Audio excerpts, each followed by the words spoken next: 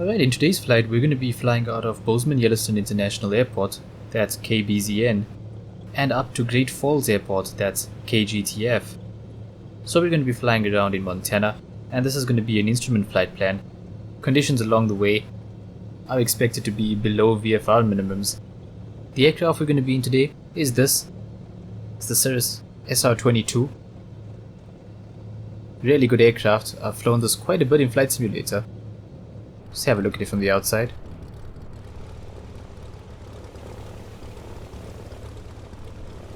Really enjoyable plane to fly. Today's trip will consist of 4 legs. I'll tell you more about each one of them as we get going, but the first leg we're going to be flying out of Bozeman, and we're going to proceed on the 320 radial from the Bozeman VOR. We're going to fly that outbound at an altitude of 10,000 feet. According to the IFR chart I have from Skyvector, 10,000 is our minimum en route altitude, our MEA. The first thing I want to do is just set up my radios before we depart. We're going to be flying out of runway 03 at Bozeman Airport. And I'm going to set up my radios real quick here.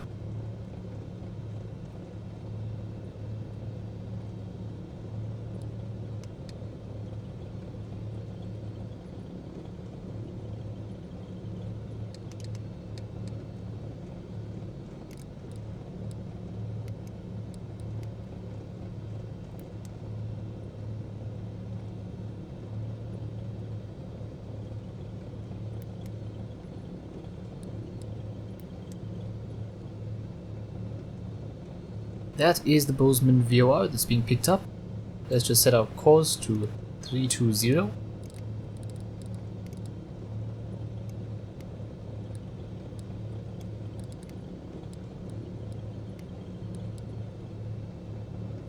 There we go. On the autopilot, I'm going to set the altitude to 10,000.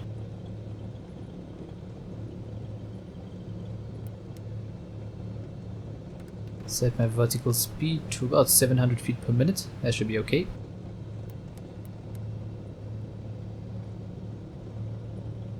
We'll just fly the runway heading for a bit after we take off and then hit the autopilot. And I'm definitely going to want my anti-icing on this flight, so pitot heat on, airframe anti-icing on. Synchronize the heading to our current heading. Check where the flaps are at. Go to position 1 for takeoff.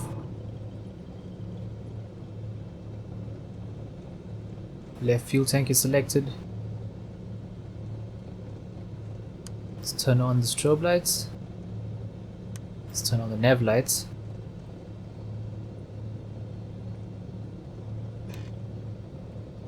Parking brake is off, parking brake is on. Alright, we're ready to roll, let's go. Parking brake off.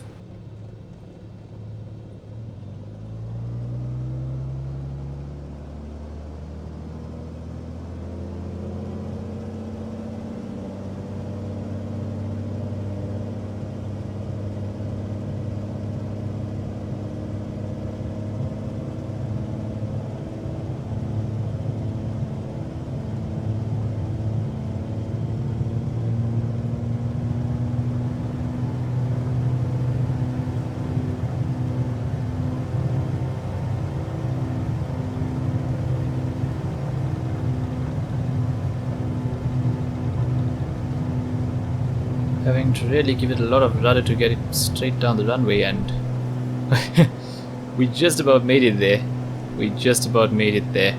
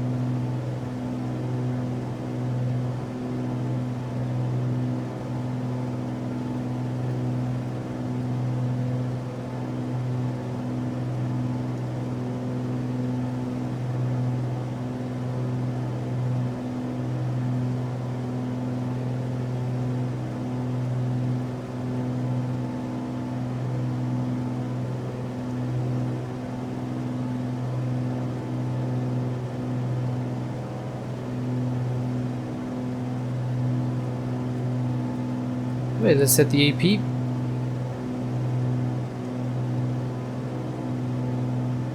Engaging autopilot.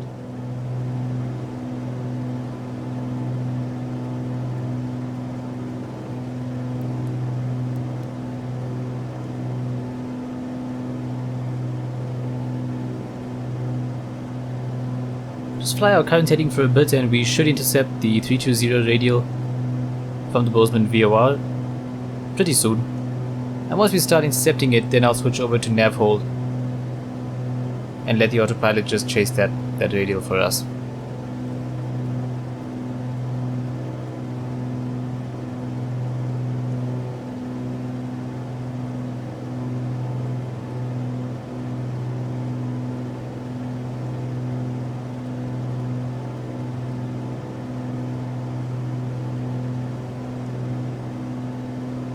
Really gorgeous place to take off from though. Look at that.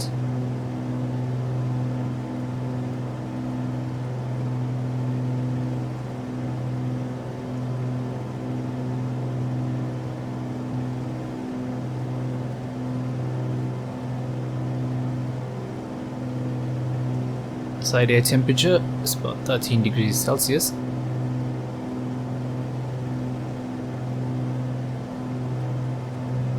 Oh, I think we overshot the radial there. Switch to nav hold.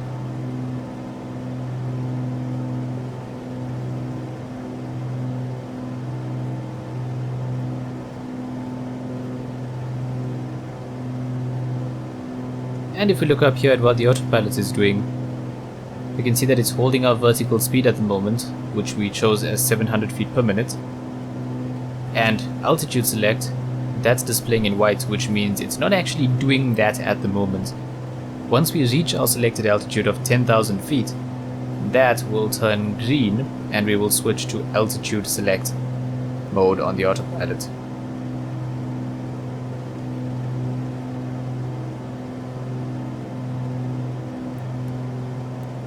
Let's get some wind information on the PFD.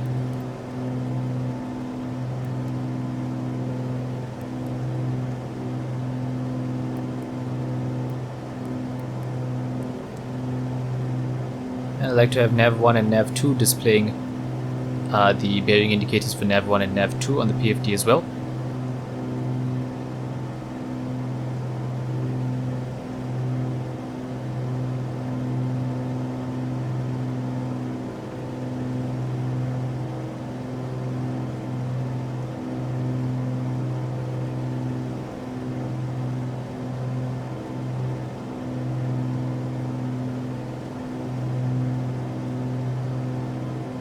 Okay, so for the first leg of this journey, we're going to be flying 320 radial outbound for 43 miles, and after 43 miles, we will be at the Swed intersection. We're going to be flying along the Victor 365-536 airway. When we get to Swed, we'll be making a left turn onto the Victor 2365 airway. And we'll be able to confirm that we are at the Swed intersection, because we will then be on the 103 radial of the Helena VOR, which means that I'm now going to program the Helena VOR into the nav2 radio, and when we intercept that 103 radial, we'll know that we're at Swed intersection. So Helena is 117.7.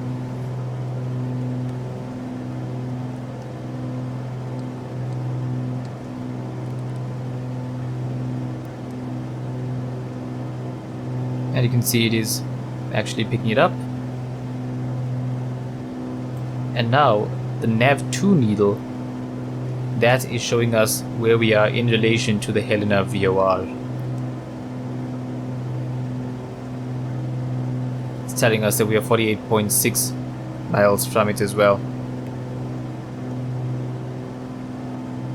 So when we get to the Swed intersection, you're going to see the Helena needle, the nav2 needle, come around to 103, which is right about here somewhere. At the same time, you're going to see the Bozeman VOR displaying a distance of 43 nautical miles. And when we see those two things, when we see 43 nautical miles here and we see 103 on the Helena VOR here, that means we're at Swed intersection. Let me get rid of that inset map. I don't really like having it there. Switch that off.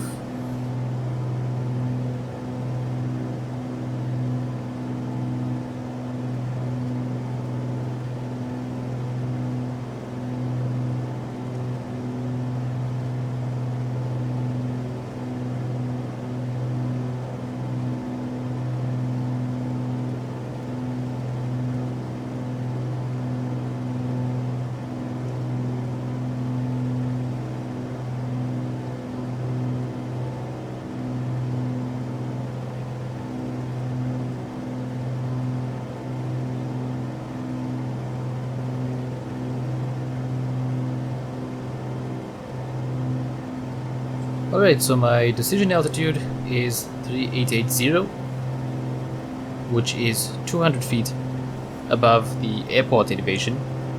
That's at Great Falls. Let's just go ahead and program our MDA in here.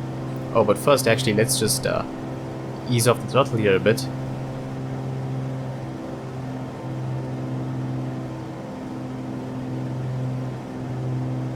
Because we are getting a bit close to our maximum speed there, maximum airspeed.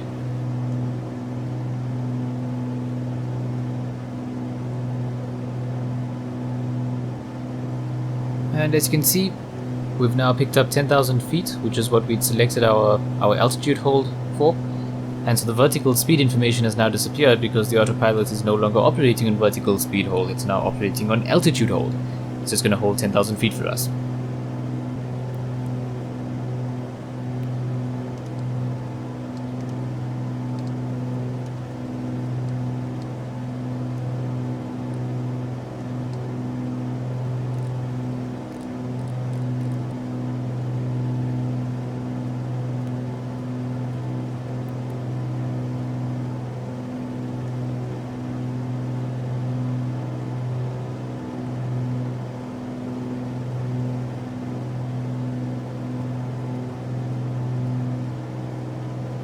Does seem a bit bumpy up here.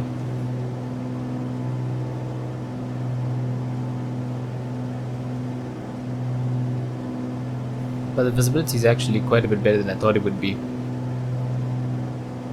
I thought we'd be flying blind by this point. Instead, we get to enjoy all of this.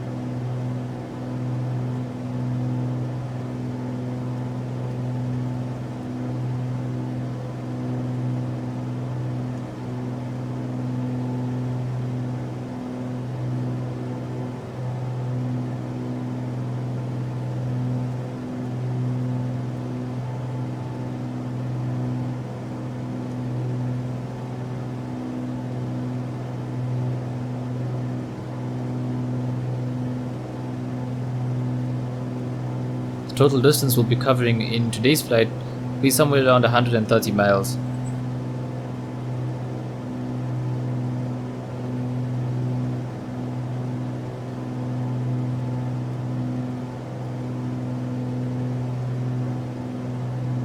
Just another 9 miles to go and we should be at the intersection.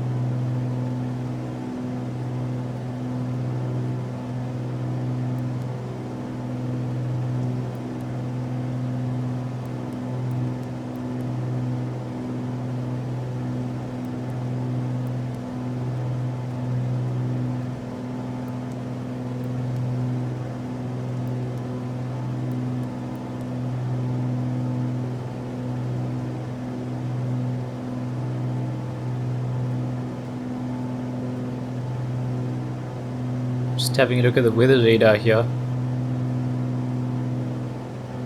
Seems like above us it gets quite a bit heavier.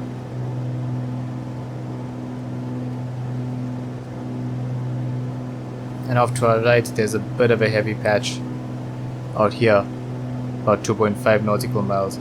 Well, extending from 1.25 miles to about 2.5 miles.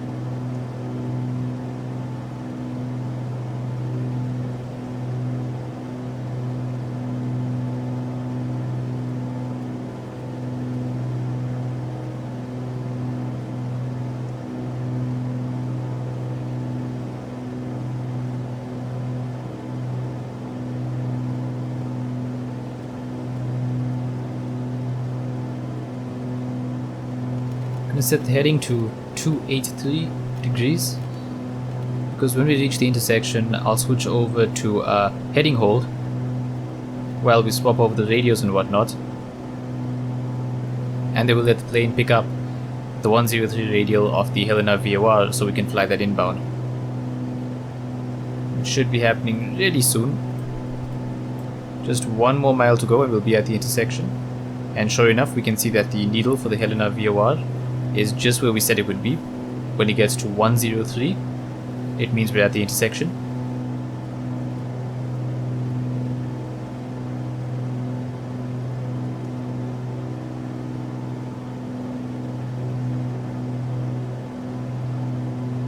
And right now I'm going to switch over to heading hold. There we go.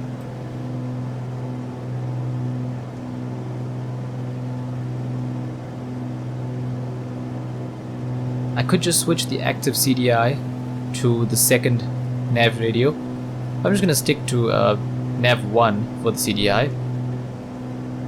I can change that to the Helena frequency, which is 117.7. Swap that out.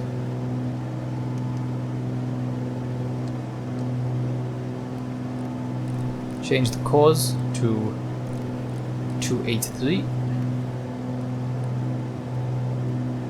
I accidentally messed up the altimeter setting there.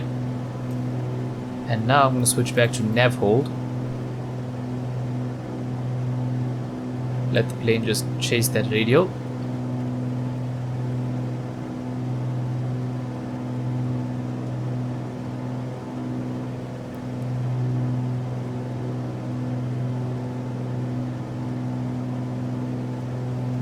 And sure enough, looks like ahead of us we're going to be flying into some moderate clouding.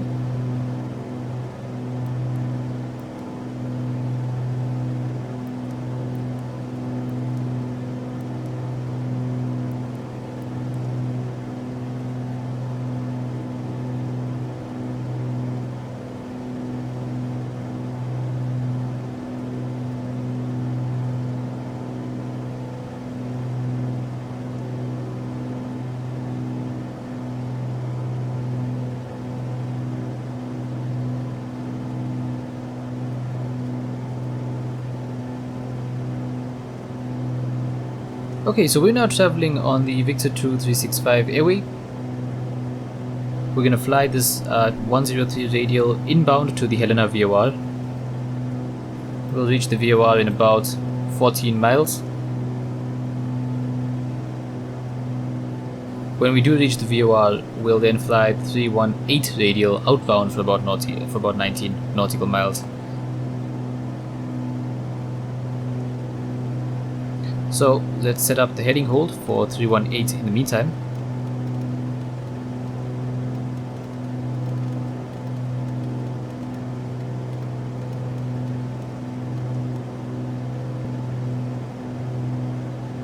View out the window, getting real bleak there.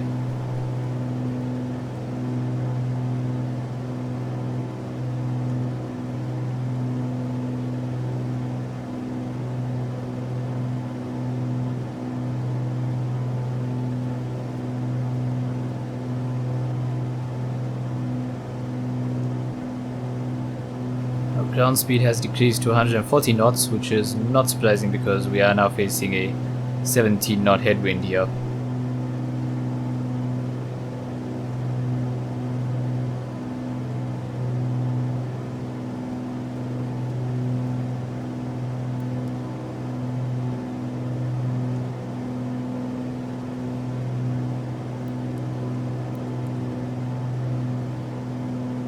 Let's actually keep the weather radar on there for a moment, so we know what we're flying into.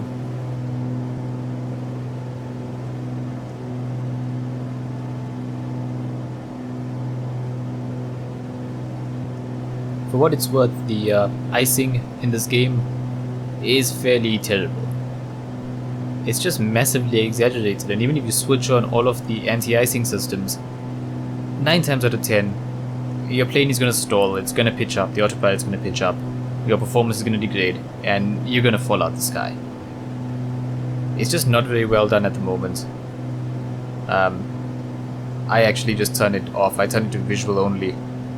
So you'll see the aircraft icing up if we're flying through icing conditions, but it won't actually have an impact on how the plane flies because the physics aspect of it, the sort of mechanics of how it affects your airplane, it's just a bit ridiculous at this point.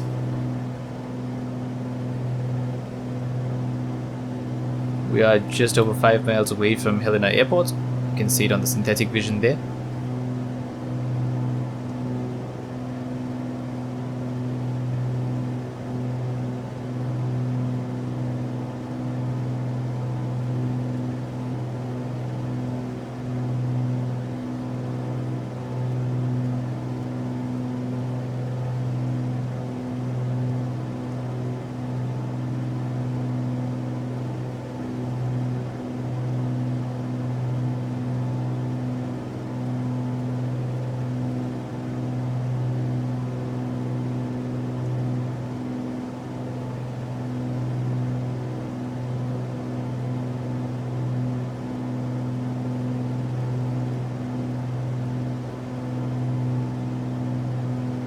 Got a bit of a hole in the clouds here, but we are going to be heading into heavier stuff pretty soon.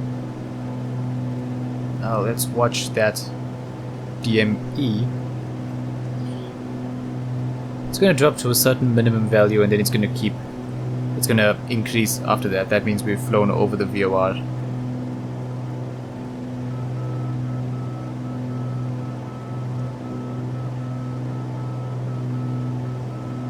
Middle marker chime there.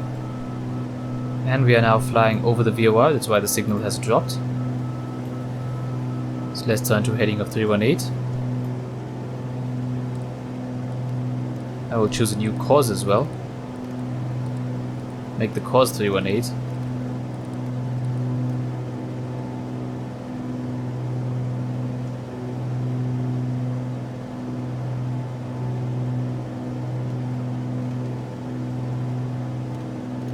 We'll set the heading hold for slightly to the right of our course, maybe 330 degrees. Wait for the needle to get pretty close, and when it does, we'll switch back over to nav mode. That's close enough for me. Switch back to nav. It's really best to help out the autopilot, make its life as easy as you can when playing Flight Simulator 2020. Because I've noticed that if you just tell it to chase the needle, and the needle happens to be quite a way off from where you are at the moment, well, it tends to start weaving around and doing that sort of death wobble thing. Okay, so we are going to fly this 318 radial outbound from the Helena VOR for 19 nautical miles. We're now on the third leg of our trip. And we're going to reach the SIEB intersection. That's SIEBE. And just like in the first leg, we're going to know that we've reached this intersection when we've flown 19 miles from the Helena VOR and when we've intercepted the 206 radial of the Great Falls VOR. That means that on the nav radio 2, sorry, I actually selected the wrong nav radio to mess with there, my bad. It means that on the nav radio 2,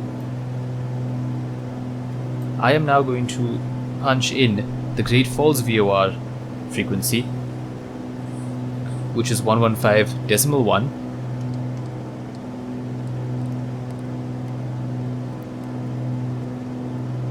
There we go, GTF, that's the Great Falls VOR. And when we get to SIEB, we're then going to see 19 miles down here.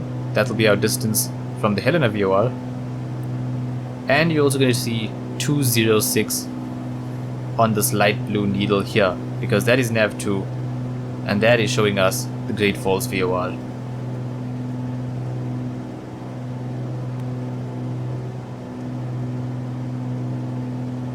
And you can tell from your synthetic vision here that you really don't want to stray too far from your minimum en route altitude. Very mountainous terrain up ahead. Not that you'd be able to tell by looking out the window because of how murky everything is out there. That's quite creepy. And if we look at the weather radar, don't think it's going to improve just yet. In fact, it looks like there's some slightly heavier spots 5 miles out. So just adjust the range here. Yeah, this actually gets properly heavy up ahead of us. Okay. Let's see how we do.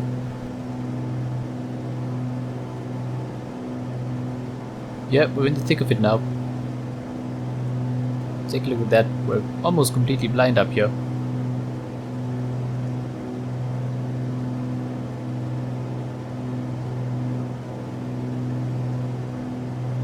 Four more miles and we'll be at the SIEB intersection, and that's where we'll start our fourth and final leg of our trip and head towards our approach. Let's set the heading to the reciprocal of 206, which is 026.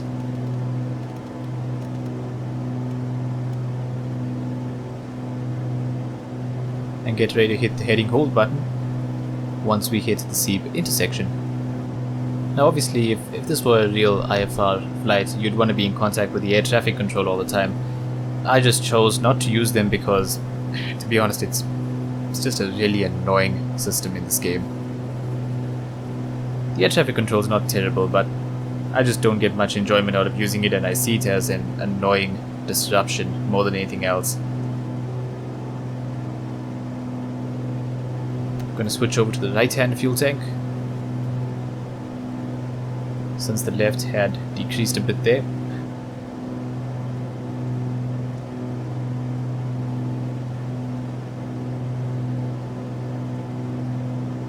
Almost at the intersection and we're there, so let's switch to heading hold.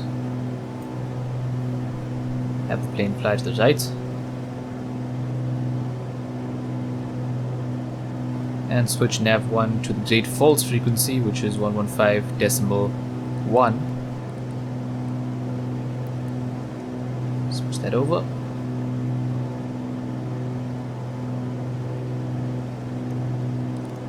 And select our course of 026.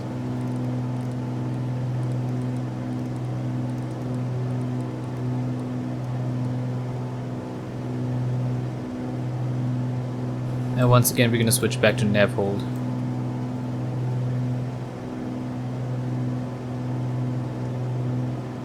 And now our minimum en route altitude is actually 9,000 feet.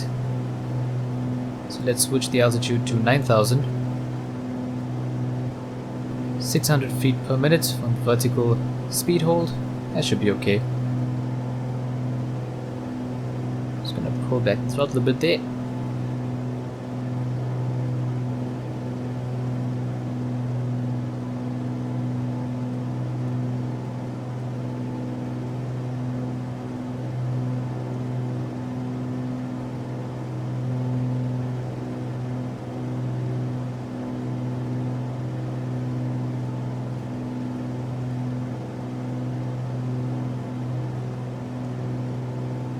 According to the IFR chart, when we are 38 miles away from the Great Falls VOR, we will be at the intersection Woken. And a further 8 miles from that, we'll be at the intersection Tukok, at which point we can go down to 8,800. When we are about 18 miles away from the GTF VOR, we should be able to start picking up the localizer for runway 3 at Great Falls Airport.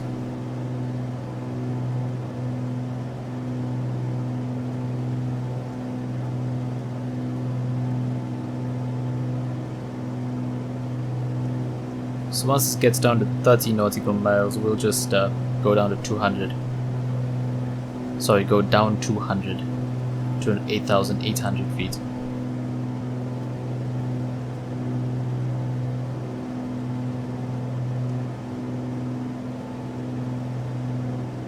Slightly better visibility than we had a few moments ago.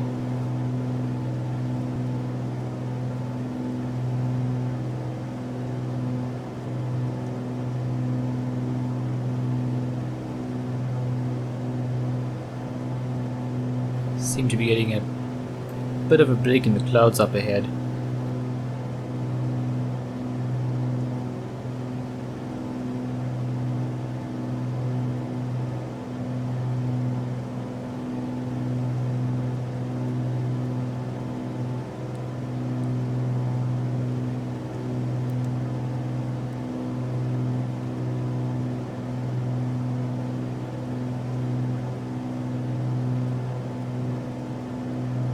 Gonna head down to 8,800.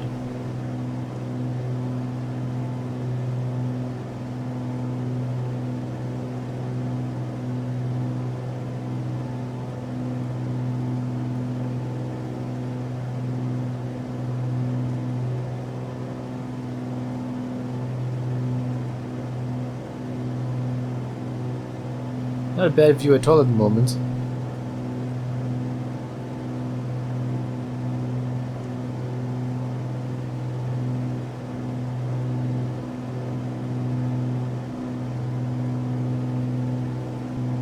Alright, so I need to be at 8,300 feet when I get to my initial fix at the intersection Fryman. Let's just go ahead and punch that into the autopilot. I'm going to punch in the localizer frequency on the nav1 radio. It's 111.3.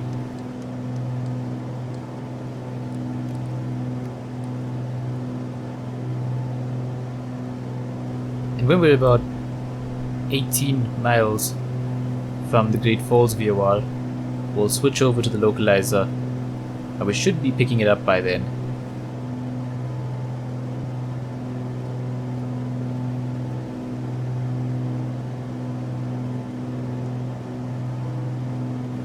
I believe there probably is the runway up ahead.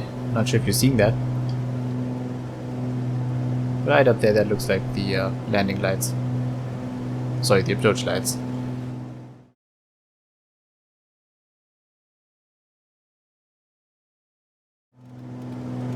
Just going to set up the heading hold for the missed approach procedure.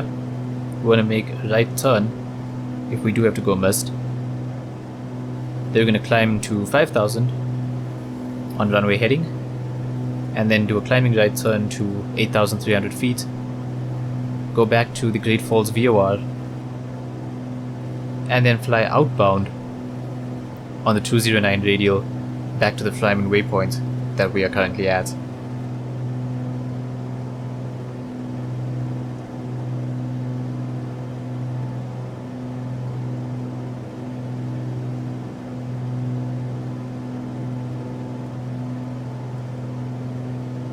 So we're about 19 miles from Great Falls. Let's switch over to the localizer and see if we're picking it up.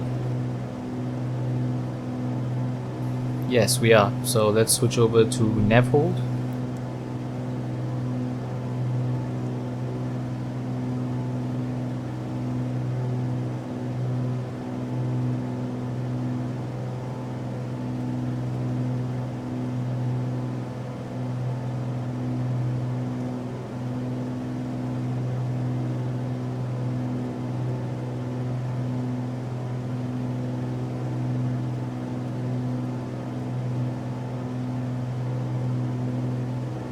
Let's hope it doesn't do any kind of death weave stuff here.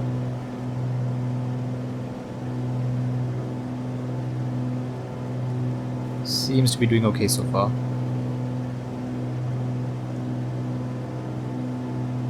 Although it's going to overshoot a bit here.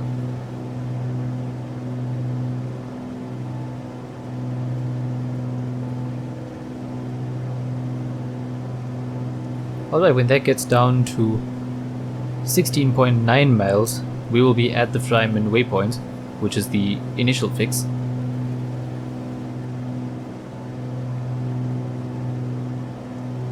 And when we do get there, we're going to need to get down to 6,000 feet by the time we get to the DC waypoint, which is 9 miles away from the localizer.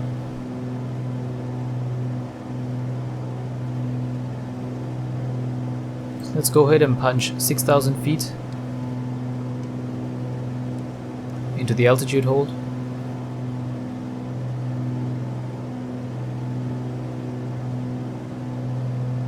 Although it looks like the Glidestop Diamond is alive already, so we probably won't have to do the descent manually. So let's go ahead and just make that 8,300 again, which is our missed approach altitude.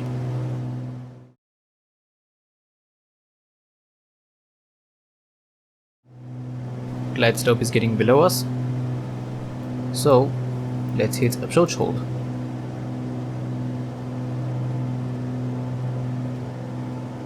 And now I just need to manage the throttle really carefully here.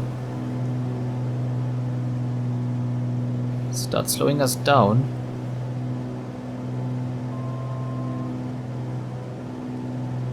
It's reminding us to set our missed approach altitude, which is 8,300. You can see we are established on the localizer and the glide slope.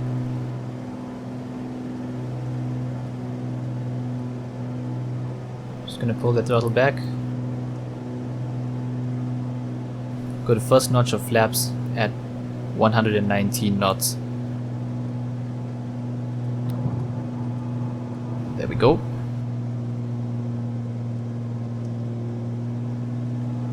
Second notch of flaps at 104 knots.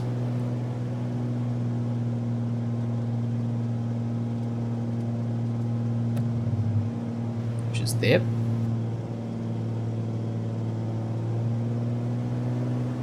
Now you can see that our airspeed is really starting to plummet a bit. So let's feed in a bit more power to stabilize that. You can tell from this purple line, that dynamic purple line on the airspeed indicator, that tells you what the plane is going to do with its current inputs. So if that goes all the way down, you know that your airspeed is going to plummet. And if it goes all the way up, you know your airspeed is going to shoot up.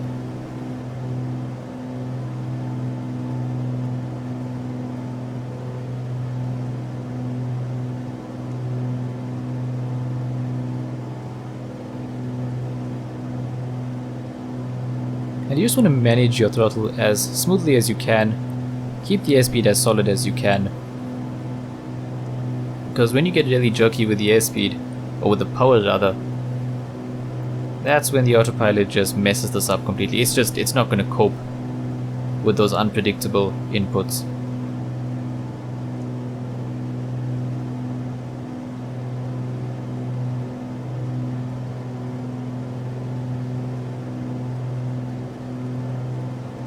I do want to pull that back to about 70 something knots if I can.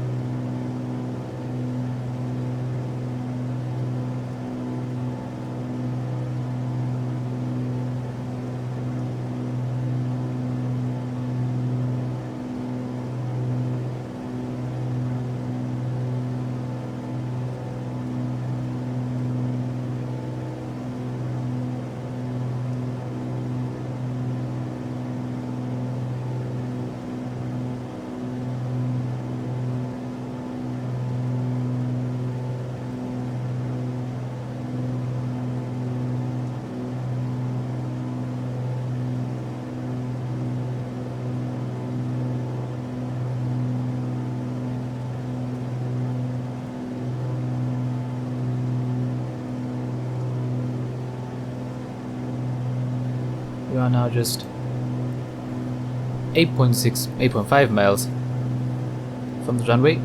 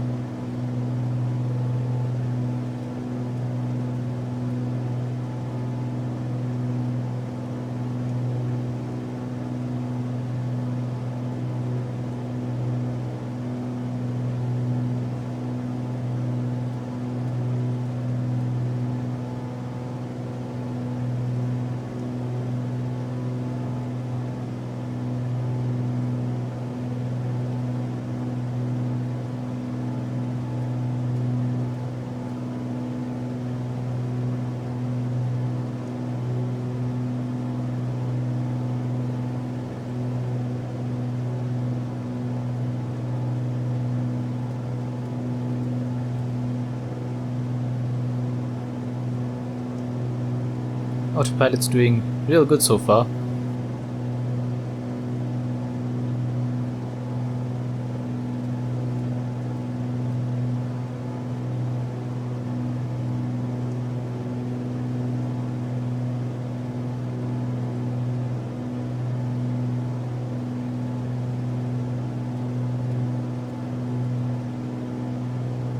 Isn't the scenery just incredible?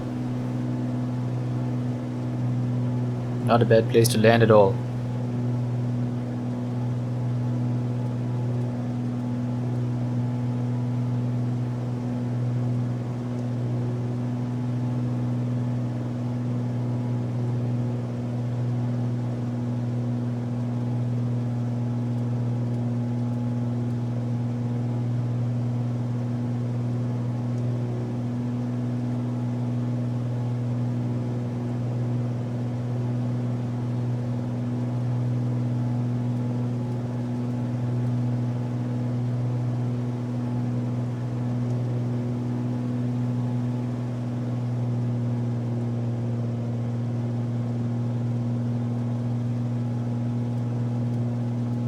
whenever I see that light slope diamond getting a bit low, then I just kill the power a tiny bit just to help it out there.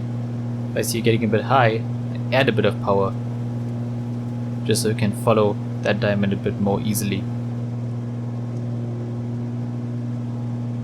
I have to think of it as basically helping the autopilot, if that's how you want to put it. 500.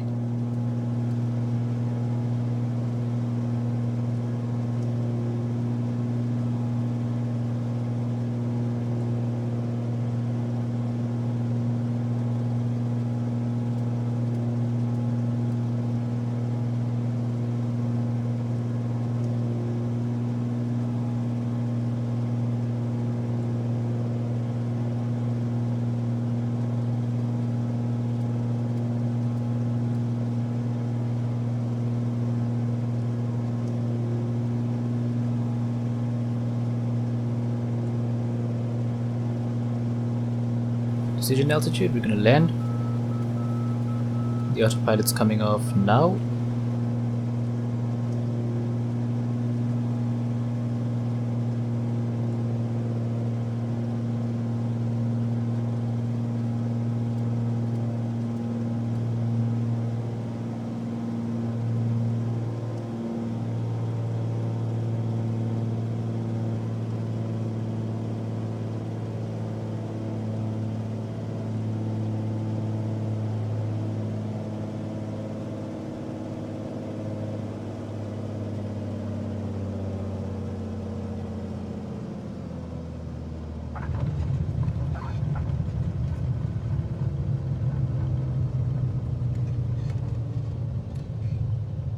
Alright, that wasn't a bad flight.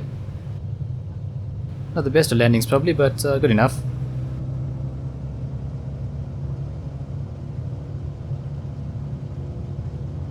And on that note, thanks for watching. I'll catch you again next time. So long.